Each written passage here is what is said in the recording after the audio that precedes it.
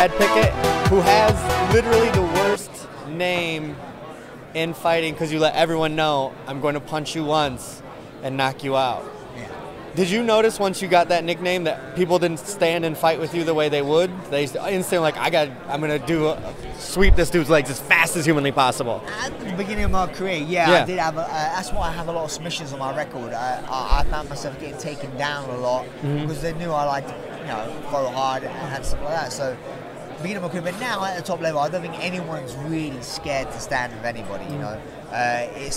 You're at that level now, you'd fight anybody, and also when you're here now, you should be very well versed in every aspect. So, so I don't think now it's much of a thing, but obviously back in the early of my career, it was, Do you find a difference between the way people were fighting in the UK and the way people were fighting here? Because jiu-jitsu took off here, but if you watch early cage rage stuff, it was just two dudes who came to bang. Yeah. Is that something you notice with the boxers there, with the fighters there? Is it still like that, or have they changed? Honestly, it's where you're from. So England was predominantly, and judges say England, say Europe, was predominantly a stand-up.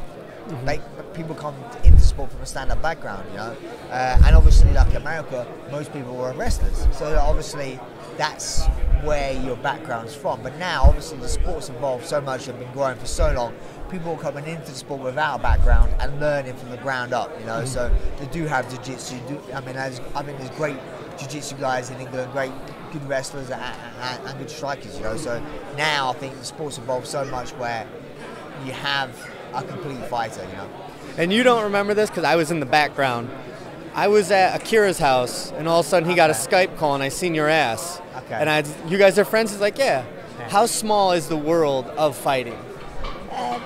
Probably a lot smaller than people think, Yeah. But don't get me wrong, it was a small world, but that world now is growing. Every year it's expanding, inside the fight game and outside. The media is, look how big it is this weekend. It's crazy. It wasn't like this a few years ago. So it's constantly growing. So it's only going to get bigger in my eyes. Could the you from a decade ago who was knocking people out with one punch, could you predict this? Like being here when you were in England fighting, could you predict I'm going to be in Vegas? I could. Yeah? I could predict this because the sport is amazing. But I didn't expect it to be as quick as it is. It's grown so fast. I knew it would get big, but I didn't think it would get as big as this as quick. Would you do the same things you've done to get where you're at? You see a lot of fighters who have fought for a while, and they, after a while, like, shouldn't have done this, shouldn't have done that, would you do everything the same? Yeah, I would. Obviously, no one really has that option, so you're not gonna, you're not gonna pretend you're gonna do something different. Yeah, you make mistakes, but in my eyes, a mistake is only a mistake if you do that again. Otherwise, it's just a lesson. If you learn from your lessons, you won't make that mistake again. So, for me, life's for living. You live it. You have one shot at it. So I don't have regrets really. I look forward most of the time and concentrate on that. Now, did you change your fighting style only because people were just shooting for takedowns, right?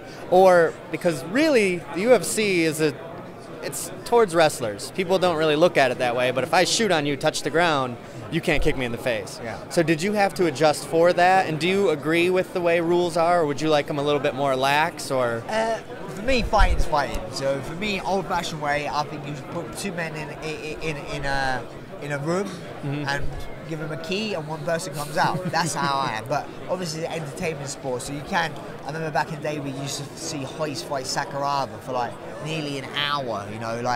Sometimes it's not really that interesting for the casual fan. They want to see the glitz, the glam, the knockouts, the submissions, stuff like that. So they need to make it a bit more into sport, 3 5-minute rounds and have a good decision. So I understand that side of things. Would I have done anything different? No, for me, I wanted to be a complete fighter. I didn't want there to be holes in my game. So if I fought you, I'd want it to be that you're not comfortable in any area. If stand up with me, you're not comfortable.